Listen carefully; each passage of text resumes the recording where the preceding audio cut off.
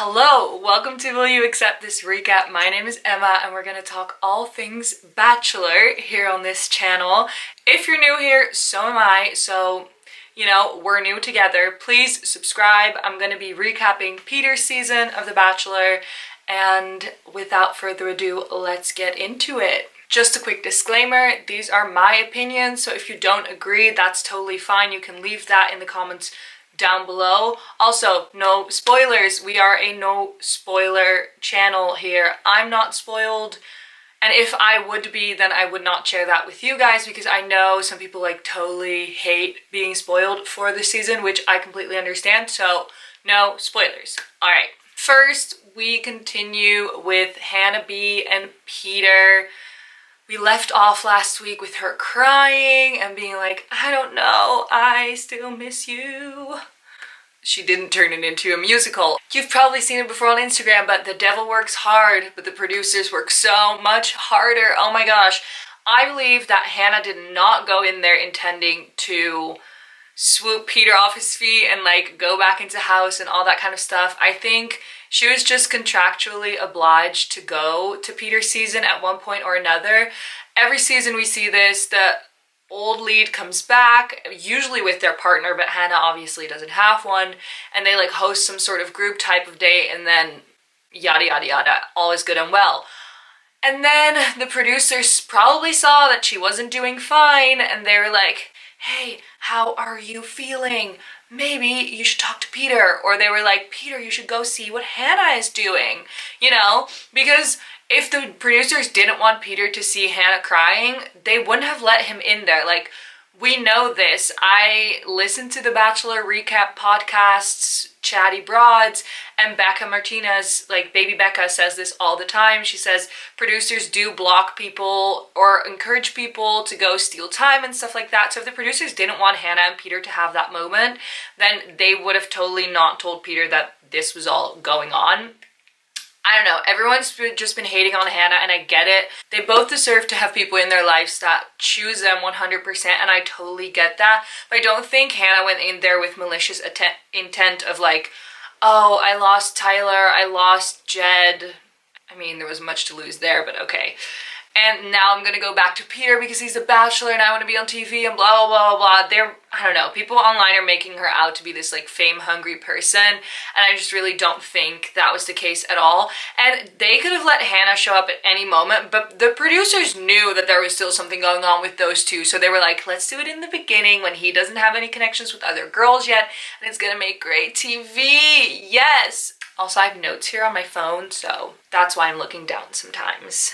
Okay, so Peter cancels the rest of the group date, and they're all standing in a line there no, it's fine, we're not hurt at all. And Natasha's like, no, I do not like this. And I love that she did that she spoke up, and not just with the other girls being is he still into Hannah, blah, blah. No, just tell him. She's like, this sucks for us. And he was like, yeah, you're right. Then they go to the night portion, and for a second there I thought, on the subject of Natasha, that they were going to make her the villain, because she was talking about how pissed she was, and it was this ominous music in the background. I was like, oh no, is this going to be a weird blowout? But then when she talked to Peter, I felt like she really conveyed her emotions really clearly, and I just thought it was two adults having a conversation. Natasha is clearly just on a whole different phase of her life than some of the other girls there, and I do feel for a real relationship, Natasha would be one of the better picks to go with, because clearly obviously I've only seen her up until this point, so maybe it'll change, but for now I feel like Natasha would be more of the mature pick, and I think someone that would actually potentially lead into them having a relationship after the show. Also, just want to say, Alea, she looked so hot in this group date with the red dress. Wow, that girl is smoking hot. Damn, sis. Also, he and Sydney had a really great conversation. I think she's another example of turning this whole Hannah B situation into a positive for herself. The way she conveyed her emotions to Peter, I thought was amazing. And then they had that conversation of her growing up in a southern town but being mixed race and how she was bullied for that, and I just thought that was really, I think that's a really important conversation to have, and it probably really shaped her to be the person that she is today, and I can't imagine how difficult that must have been for her. So seeing her tell that to Peter, I think I personally really like that, and it felt a lot more real. And I was also thinking with that this might be a knock for whether or not she's gonna win in the end, just because I've noticed that with the lead and the edit of the lead and the person they pick is usually very uncontroversial. So you only see conversations between them which are like, oh my gosh, I like you so much. I feel like I've known you all my life. Like the way it is with Madison, for example, there's not really much of substance there. And I feel like they do that on purpose, because if there's not much of substance, then everyone can kind of buy into the dream and it won't polarize anyone. Whereas if you have really serious conversations, it might be polarizing, and so not everyone will be rooting for the lead and whoever he's gonna pick in the end. So maybe this is not a great sign for Sydney with like winning the whole thing, but I thought it was amazing that she spoke up about that and she told him about that. And on that note, Sydney gets the rose, which I thought was really great. He didn't give it to like McKenna, or I don't know who else was a contender for the rose. Yeah, I think McKenna thought she was a contender, and I mean,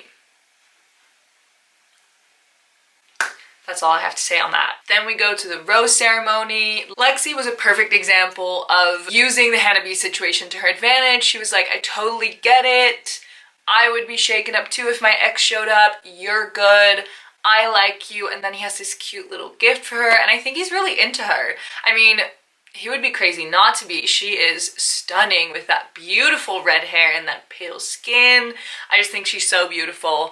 And yeah, I think that was a really great display of also a mature conversation, and not being like, not whining about it, not being like, I feel so bad because you're stealing time from me, but being like, listen, I get it, or hey, I didn't like that. It's just a more mature way of communicating, and I really, really like that. So A+ for Lexi. Okay, I just want to say before we get to Champagne Gate, Madison is a clear front runner. She gets the picture with his family. They're just like, I feel like we've been dating for years. I've known you all my life. And all I have to say is, when I look at Madison, I see a child. And that is no knock to Madison. She's probably a great person. And actually, I think she seems really, really sweet, except for the whole Instagram thing where she apparently got busted for having a fan page for herself, which, like, yes, be your biggest cheerleader, but also if you're in the spotlight, you shouldn't get caught, because that's I mean, like, I kind of love it, but you know, it's very yeah, I mean, let's just move on from that. I'm 22, and when I see Madison, I know I still feel like a child, and I see that when I look at her. And of course, everyone is in different stages of their life at different ages, but like, you can't tell me Madison is truly ready for marriage. You know what I mean? Like, she looks like she has a whole lot of 20s in her that still need to be lived and experienced without being in a settled down relationship. And I think 23 to like 27 or 28 or something like that is such a big difference. Like, I have a few friends that are at the end of, like, in their late 20s, and although that works fine because it's a friendship situation, they are in such different phases of their lives than I am. And my path is obviously a little bit unconventional, or not obvious because whatever, but my path is a little bit unconventional. I'm still in college, where usually when you're 22 you would be graduated, so I get that, but like, she just seems so young to me. So I don't know, she is a front runner, but I just feel it's difficult for me to be rooting for them, because when I look at her, I'm like, honey, I know you think you might be looking for a husband, but are you? Should you be?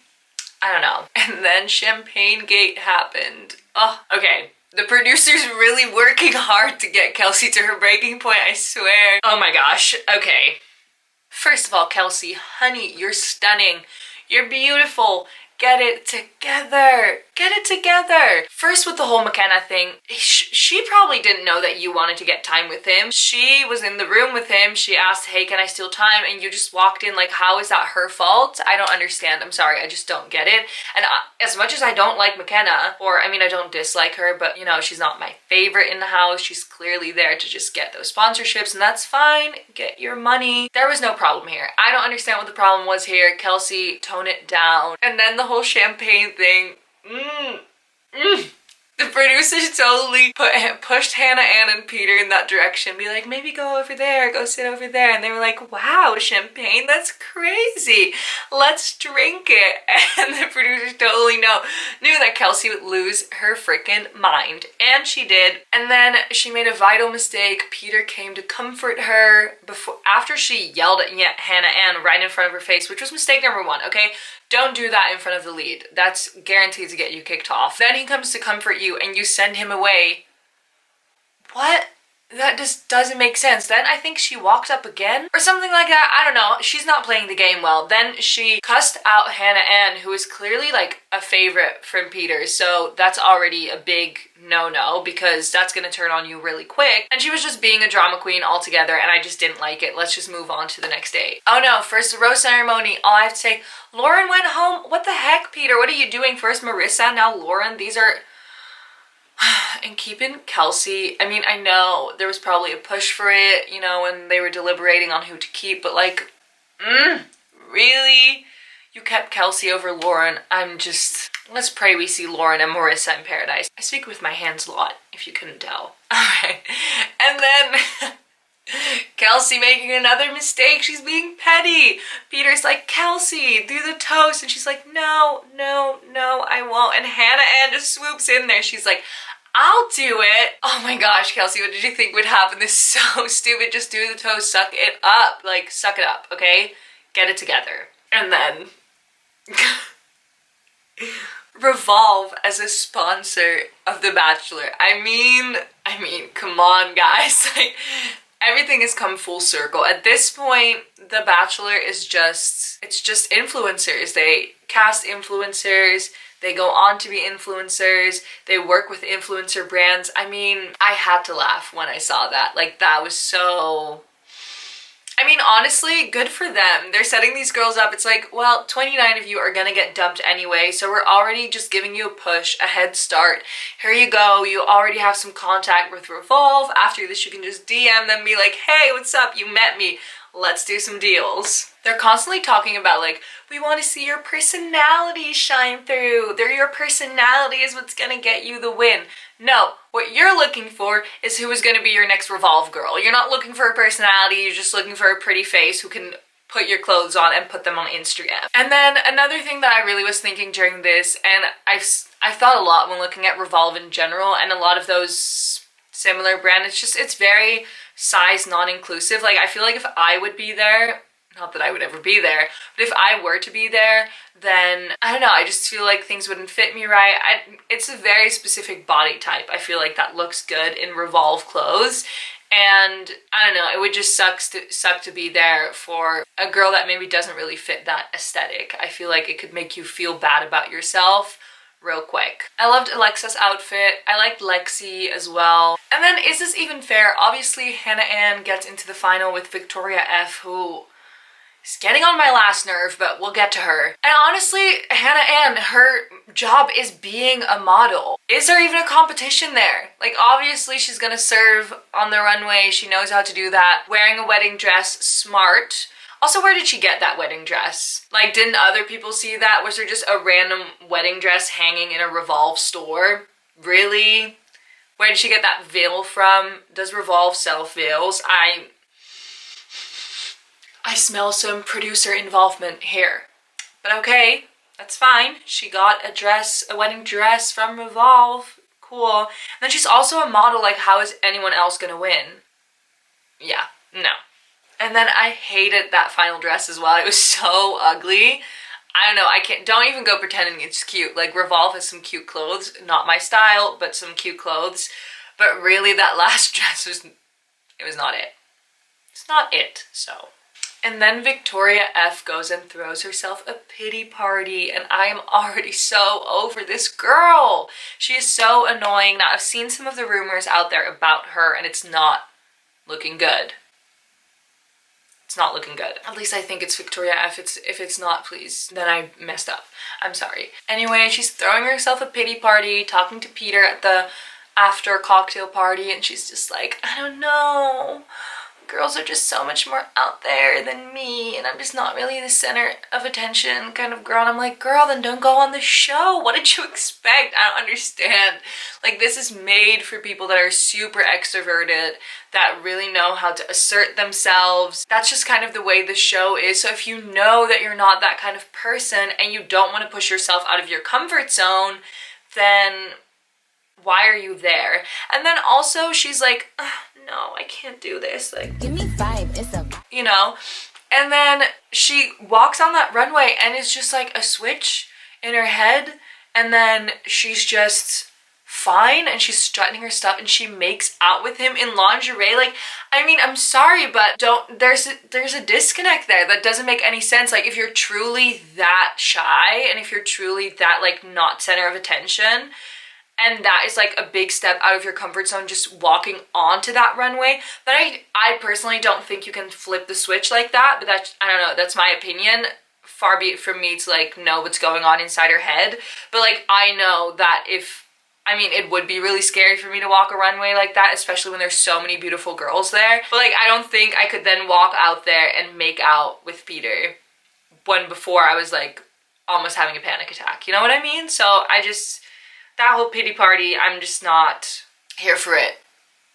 And then Hannah Ann goes and throws this whole like, she's bullying me. No one's ever spoken to me like that before. I'm getting bullied. And don't get me wrong, Kelsey is also getting on my nerves because you don't, like, it's just not great to yell at someone like that and call them all these names and just like, you don't know, Kelsey doesn't know Hannah Ann that well. Like, they don't know each other that well. They've been there for like a week or something, but still, like, I hate that whole trope of like the pretty girl getting yelled at once in the mansion and obviously have never experienced like some type of backlash before or something like that, and then being like, I'm being bullied. Like, no, you're not being bullied. Someone just doesn't like you, and that sucks. Like, that totally sucks. I do understand what Kelsey says. Like, I don't know if she has been bullied, but like, I know I have, and being yelled at once doesn't mean you're being bullied. No.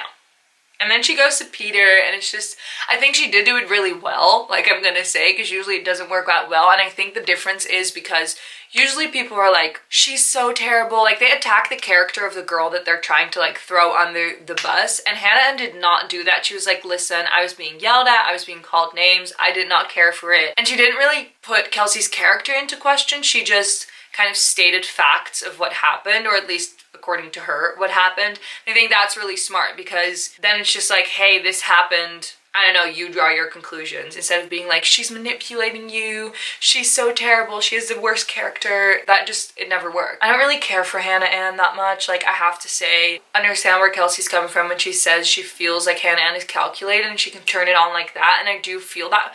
I just get bad vibes from her a little bit, which maybe she's a lovely person in real life, I don't know, but just in the show setting, I don't know, I'm getting bad vibes. Kelsey needs to get it together. That's it for this week's recap. If you guys have any opinions of your own, please leave them in the comments down below. I would love to read them. I like to discuss with people about this kind of stuff. The Bachelor is kind of my guilty pleasure, so I don't know. I just, you know, let me know what you think. We saw for the teaser next week and for the rest of the season that I think it's gonna be wild. There's something about this season that feels a lot different. This is the 10th season that I'm watching. I